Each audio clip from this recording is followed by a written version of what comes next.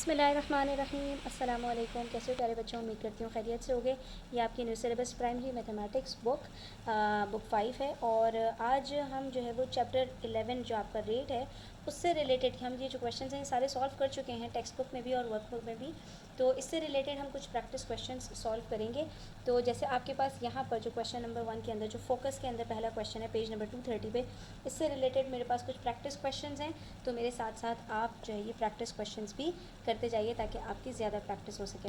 देखो बच्चों, पहले क्वेश्चन में हमसे कह रहे हैं हमारे पास कुछ सैलरी रेट्स दिए हुए हैं कि Monday to Friday salary rate है $8 पर आवर।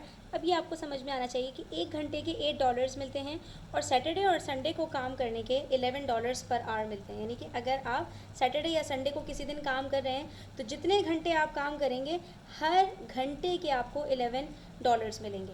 अब Mrs Awais works 6 days a week. Mrs Awais ने 6 दिन काम किया, ठीक है।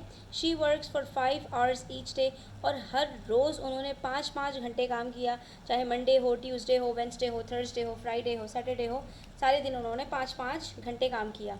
टोटल 6 दिन काम किया उन्होंने। इसका मतलब है मंडे से लेके उन्होंने या तो सैटरडे तक काम किया होगा या सैटरडे के बजाय संडे को काम किया होगा। अच्छा, अब यहाँ पे कह रहे हैं फ्रॉम मंडे टू सैटरडे। उन्होंने ये जो 6 दिन काम किया है उसमें से मंडे टू फ्राइडे और फिर सैटरडे उन्होंने ये 6 दिन काम किया है और हर रोज़ उन्होंने 5-5 घंटे काम किया है। How much is she paid per week. तो उनकी पूरे हफ्ते की क्या पे बनेगी। तो हमारे पास यहाँ पर डे के हिसाब से, पर आवर के हिसाब से रेट्स अप्लाइड होते हैं। तो यहाँ पर आपने इस बात से कंफ्यूज नहीं होना कि how much is she paid per week कि एक हफ्ते के उनके कितने पैसे बनेंगे। नो, ठीक है। यहाँ पर क्योंकि आपके आर्ली रेट्स हैं और दिनों के भी रेट्स डिफरेंट हैं, इसको हम कैसे सॉल्व करेंगे। सबसे पहले यहाँ पर लिखते हैं from Monday to Friday, Monday से लेके फ्राइडे तक जो उनका रेट है, रेट पर आर यहाँ पर आप लिख लो ताकि आपको आसानी हो, ठीक है। इज़ इक्वल्स टू $8, हर घंटे के $8 मिल रहे हैं। तो अब हमें यहाँ पर किस तरह से हम अपना स्प्लिट करेंगे, एक एक दिन करके फाइंड करेंगे, ठीक है। ये आपके पास होगा अमाउंट पेड इन 1 डे। एक दिन का कितना मिलेगा उसको, एक दिन में उसने कितने घंटे काम किया है, 5 घंटे। तो हम क्या करेंगे कि जो $8 हैं इसको 5 से मल्टीप्लाई कर देंगे, क्योंकि हर रोज़ वो 5 घंटे काम कर रहे हैं। तो एक दिन के 5 घंटे के हिसाब से 8 5 ज़ार $40 मिलेंगे, ठीक है। तो ये उसने सिर्फ मंडे के दिन की यहाँ पर हमें अमाउंट पता चल गई। अब यही सेम है ट्यूसडे को भी, वेंसडे को भी, थर्सडे को भी, फ्राइडे को भी। क्यों? क्योंकि रोज़ाना उसने 5 घंटे काम किया है और रोज़ाना उसको हर घंटे काम करने के $8 मिलते हैं। तो अब हम यहाँ पर अगली बात में ये कह सकते हैं कि इसको हमने जब एक दिन का निकाल लिया तो अमाउंट पेड इन 5 days हमारे पास क्या होगा, 40 मल्टीप्लाई बाय 5, 4 5 ज़ार 20, और ये आ गया $200। इसका मतलब है कि मंडे से लेके फ्राइडे तक उसने $200 अर्न कर लिया, ठीक है। हर रोज़ उसने एक एक घंटे काम करके $8 लिया, हर रोज़ उसने 5 घंटे काम किया तो हर रोज़ के $40 बनते हैं और 5 दिनों के $200 बन रहे हैं। उसके बाद जो सैटरडे की पेमेंट है वो डिफरेंट है। तो अब यहाँ पर हम सैटरडे की बात कर लेते हैं कि सैटरडे को क्या होगा। अब ये तो है ही एक ही दिन, ठीक है। तो हम यहाँ पर लिखेंगे अमाउंट पेड इन 1 डे। अब यहाँ पर क्योंकि हमारे पास क्या रेट है हम लिख लेते हैं, सैटरडे संडे को काम करने का रेट अलग है क्योंकि वो आपका वर्किंग डे नहीं होता। तो उस दिन एक घंटा काम करने के $11 मिल रहे हैं। उस हिसाब से अगर 5 घंटे उसने सैटरडे को भी काम किया है तो यहाँ पर हम क्या करेंगे, रेट को 5 से मल्टीप्लाई कर देंगे एंड वी विल गेट $55। इसका मतलब ये हुआ मंडे से लेके फ्राइडे तक उसने $200 अर्न किया और सैटरडे को अकेले उसने $55 अर्न किया। तो टोटल अमाउंट अर्न या टोटल अमाउंट पेड, पेड की बात हो रही है ना, तो हम यहाँ पे लिख देते हैं total amount paid in 6 days is equals to 200 plus 55, which is equals to $255, and this is the earning of Mrs.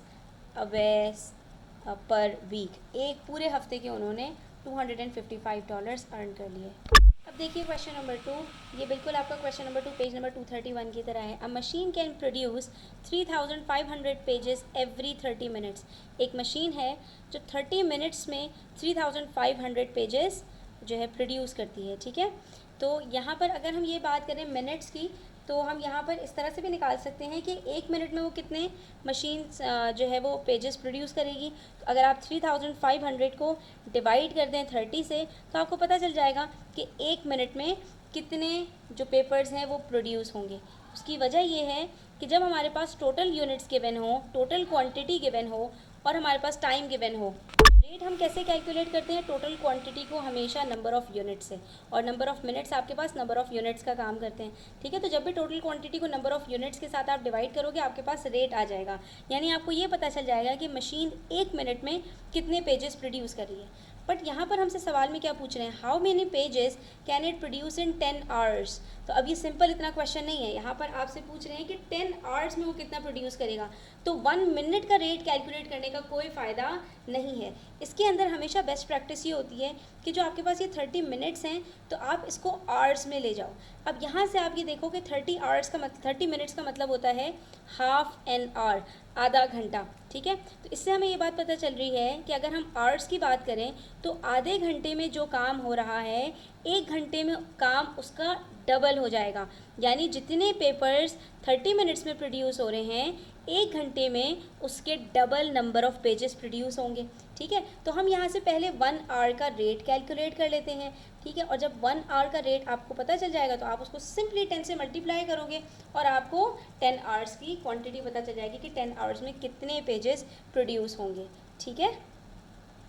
इसको कैसे सॉल्व करेंगे? सबसे पहले हमने यहाँ पर अपना डाटा लिख दिया कि टोटल पेजेस प्रोड्यूस्ड इज़ 3500 और नंबर ऑफ़ मिनट्स आपके पास कितने हैं? 30 मिनट्स, ठीक है। तो अब यहाँ पर आप कह सकते हैं कि इन 30 मिनट्स 3500 पेजेस आर प्रोड्यूस्ड, ठीक है। तो हम यहाँ पर ये कह सकते हैं कि अगर आधे घंटे में इतने प्रोड्यूस हुए हैं तो इन 60 मिनट्स, और आप यहाँ पर लिखो कि 60 मिनट्स हमने यहाँ पर क्यों किया? 1 hour. 3500 multiply by 2 meaning 7000 pages are produced, ठीक है। यहाँ से आपकी कैलकुलेशन आसान हो जाएगी। मैं आपको भी एक और मेथड भी बताऊंगी, डोंट वरी, ठीक है। ये 60 मिनट्स का आपको जब पता चल गया यानी 1 घंटे में 7000 पेजेस प्रोड्यूस होंगे, तो आप यहाँ से इजीली कैलकुलेट कर सकते हो कि इन 10 आवर्स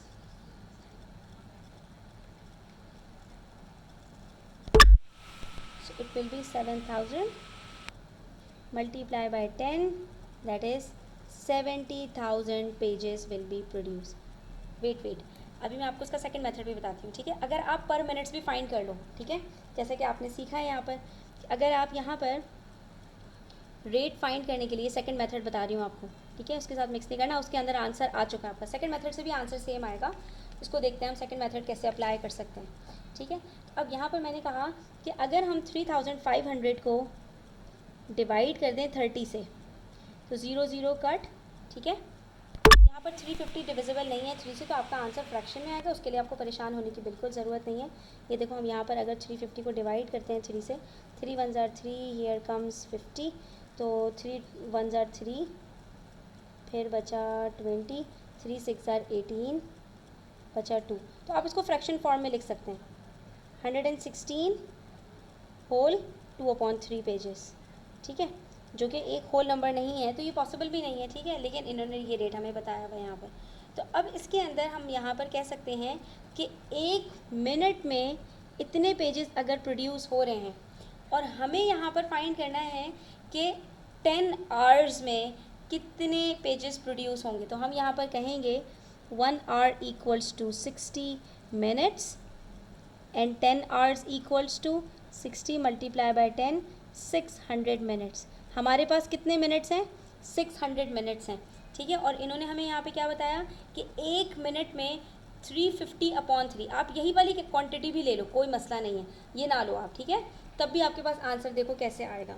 आपने यहाँ पर क्या करना है कि इन 10 hours we will multiply the rate 350/3 with the number of pages to find the total quantity. तो हमारे पास यहाँ पर टोटल क्वांटिटी आ जाएगी, अब देखो 3 1 ज़ार 3, 3 2 ज़ार 6, 0 0, 35 2 ज़ार 70, 2 0 और ये 1, टोटल कितने ज़ीरोज़ हो गए? सॉरी यहाँ पर हमने 3500 लिख दिया था, बेसिकली 35 बचेगा। ठीक है, तो ये 35/3 है। ठीक है, ये भी आपको लेने की ज़रूरत नहीं है। तो ये आपके पास आ जाएगा 35/3, और 35 को जब आप 200 से मल्टीप्लाई करोगे आपके पास आंसर आ जाएगा 7000 पेजेस। तो अब यहाँ पर दोनों तरीके से आपको पता चल गया कि आप चाहो तो रेट जो है वो पर मिनट निकाल लो और फिर आप नंबर ऑफ़ मिनट्स के साथ मल्टीप्लाई कर दो। ठीक है, और चाहे आप रेट पर आर कैलकुलेट करके नंबर ऑफ़ आवर्स के साथ डायरेक्टली मल्टीप्लाई कर लो। In both the cases you will get the same answer, that's absolutely fine. उसके बाद जो हमारे पास नेक्स्ट क्वेश्चन है वो है एक्सचेंज रेट से रिलेटेड। हमने यहाँ पर सैलरी रेट भी देख लिया, हमने यहाँ पर रेट पर यूनिट भी देख लिया। अब हम यहाँ पर एक्सचेंज रेट की बात कर रहे हैं। एक्सचेंज रेट हम कहाँ पे यूज़ करते हैं? एक करेंसी को दूसरी करेंसी के अंदर चेंज करने के लिए, क्योंकि जो करेंसीज होती हैं उनकी वर्थ, उनकी वैल्यू डिफरेंट होती है। जैसे अगर हम फॉर एग्जांपल बात करें डॉलर्स टू पाकिस्तानी रुपीज़, तो डॉलर पाकिस्तानी रुपीज़ से बहुत ज़्यादा बड़ा है, हमारा रुपया जो है वो काफ़ी छोटा है। क्यों? क्योंकि अगर हम $1 हमारे पास है तो उसके अगेंस्ट में हमारे पास 300 समथिंग जो है पाकिस्तानी रुपीज़ आ जाएंगे, अराउंड 300। ठीक है, तो हमारे पास हम इसको ये कह सकते हैं कि 300 रुपीज़ होंगे तो उसके अगेंस्ट में हमें सिर्फ $1 मिलेगा। ठीक है, तो the graph below shows the exchange rate between US dollars and the Saudi riyal on a particular day. अब यहाँ पर आपके पास, यहाँ पर इन्होंने एक एक्सचेंज रेट के लिए एक ग्राफ बनाकर आपको दिया है कि आपके पास यहाँ पर एक्स एक्सिस पे सऊदी रियाल है और वाई एक्सिस पे US डॉलर्स हैं। अब आपने इसको रीड कैसे करना है, इसको आपने समझना है। ठीक है, ये आपके पास यहाँ पर एक लाइन जा रही है और फिर आपके पास यहाँ पर कुछ पॉइंट्स इन्होंने मार्क किए हैं। एक ये पॉइंट है, ठीक है, और एक ये पॉइंट है। अब इस पॉइंट के ऊपर आप नीचे देखोगे तो आपको यहाँ पर कुछ नंबर्स नज़र आएंगे और इसके लेफ़्ट साइड पे देखोगे तो यहाँ पर कुछ नंबर्स नज़र आएंगे। तो यही से आप रेट पकड़ोगे। ठीक है, अब यहाँ पर आप देखो, अगर मैं लेफ़्ट साइड पर देखूँ तो यहाँ पे मुझे 1 नज़र आ रहा है, इसका मतलब है $1। $1 के अगेंस्ट में, या इसका मतलब ये हुआ कि $1 में मुझे यहाँ पर पता चलेगा, यहाँ पे जो नंबर होगा कि उसमें मुझे कितने सऊदी रियाल मिलेंगे। तो यहाँ पर अगर आप गौर से देखो तो ये 3 और 4 के एग्जैक्ट बीच में है। 3 और 4 के बीच में कौन सा नंबर आता है? 3.5। इससे हमें ये पता चला कि $1 में अगर आपके पास $1 है तो उसमें आपके पास 3.5 रियाल्स आ जाएंगे। या हम इसको इस तरह भी कह सकते हैं कि अगर आपके पास 3.5 रियाल्स हैं तो आप उसको एक्सचेंज कर सकते हो $1 में। लेकिन हम 1 के रिस्पेक्ट में बात करेंगे, रेट की बात कर रहे हैं ना, तो हमारा जो डिनोमिनेटर है वो 1 होना चाहिए। तो इससे हमें ये बात पता चली कि $1 इज़ इक्वल्स टू 3.5 रियाल। जो नंबर बड़ा होता है ना उसको फाइंड करने के लिए हमेशा मल्टीप्लाई करोगे, यानी जब भी डॉलर से आप जो है वो रियाल्स में आओगे तो आप मल्टीप्लाई करोगे, क्योंकि डॉलर्स आपके पास नंबर्स कम है और रियाल के ज़्यादा हैं। तो 1 को मल्टीप्लाई करते हैं 3.5 से तो 3.5 रियाल बनता है ना। तो इसका मतलब ये हुआ कि यहाँ पर हमसे जो पार्ट ए में कह रहे हैं कि Sadia has $1, how much is that in Saudi riyals, तो इसका आंसर हमने ऑलरेडी दे दिया कि if Sadia has $1 it is equivalent to 3.5 riyals. ठीक है, और पार्ट बी में कह रहे हैं अली हैज़ 7 SAR, अली के पास 7 रियाल्स हैं, यानी हम यहाँ पर चेक करेंगे ये रियाल्स हैं, ये रहा 7। ठीक है, 7 के ऊपर जाकर देखेंगे कि यहाँ पर तो how much is that in US dollars, तो ये US डॉलर्स कितने बनेंगे यहाँ पर देख लीजिए जाकर $2। ठीक है, तो अगर हमें यहाँ पर डॉलर्स दिए हुए तो हम यहाँ से आएंगे, स्टार्ट करेंगे और फिर नीचे की तरफ जाएंगे, और अगर हमें रियाल्स दिए हुए तो हम यहाँ से ऊपर जाएंगे और फिर इस तरफ जाकर देखेंगे। ठीक है, और देखिए पार्ट सी में क्या कह रहे हैं, ज़रीन वांट्स टू एक्सचेंज $420। तो जब भी हमने क्या कहा था, डॉलर्स से हम जब रियाल की तरफ आएंगे तो डॉलर्स $1 के अंदर 3.5 सऊदी रियाल्स है, तो हम क्या करेंगे 3.5 से मल्टीप्लाई करेंगे जो रेट हमने निकाला था। तो अब अगर हमारे पास डॉलर्स गिवन है 420 और हमें रियाल्स निकालने, तो हम क्या करेंगे 420 को 3.5 से मल्टीप्लाई कर देंगे। How much will she receive in Saudi riyals, तो हमें ये रियाल्स पता चल जाएंगे कि कितने सऊदी रियाल्स इसमें आ जाएंगे। इसको कैलकुलेट कैसे करना है, $420 is equals to 420 multiply by 3.5। अब मल्टीप्लाई कैसे करेंगे, तो इसको करना मुश्किल नहीं है। 420 मल्टीप्लाई बाय 3.5, 5 0 0, 5 2 10, 5 4 20, 21, क्रॉस लगाया, 3 0 0, 3 2 6, 3 4 12। ठीक है, ये हो गया, और इसके बाद इन दोनों को प्लस कर लेंगे, 0 0 7 4 1, और यहाँ पे डेसिमल के बाद एक डिजिट है तो यहाँ पे हमने डेसिमल लगा दिया। We will get 1470 riyals. इसका मतलब है कि अगर हमारे पास $420 हैं तो उसमें हमें आराम से 1470 रियाल्स मिल जाएंगे। आज के लिए बच्चों इतना ही। इंशाल्लाह नेक्स्ट वीडियो में मजीद क्वेश्चंस की प्रैक्टिस करेंगे। तब तक अपना ख्याल रखें। चैनल पर नए हैं तो सब्सक्राइब करते जाएं। वीडियो अच्छी लगी हो तो लाइक करें, अपने फ्रेंड्स के साथ ज़रूर शेयर करें। टेक केयर, अल्लाह हाफ़िज़।